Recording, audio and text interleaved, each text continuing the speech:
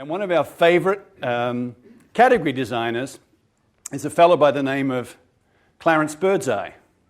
And Clarence was born in the 20s in the United States, and in his earlier years, he spent time up in the northern states. And he had this observation, which was the Eskimos would fish, they would bring the fish out of the water, drop it onto the ice water bond, flash freezes the fish, and then they would take those fish back to their homes, and they would consume those fish over a period of a week, a month, or a year.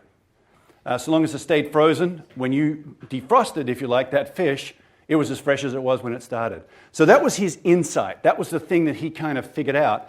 And of course, in the 20s, there wasn't the plethora of opportunity you have to have fresh foods as we do today. If you lived near a farm, you probably went to a market, and that was cool. You got fresh foods. If you didn't, you probably ate canned foods. And so Clarence kind of railed this whole point of view around fresh. And he got out and started to talk about the value of fresh foods. And if you think about it, that was the product side. That was the product design piece. He invented flash freezing. It was related to vegetables in that particular case.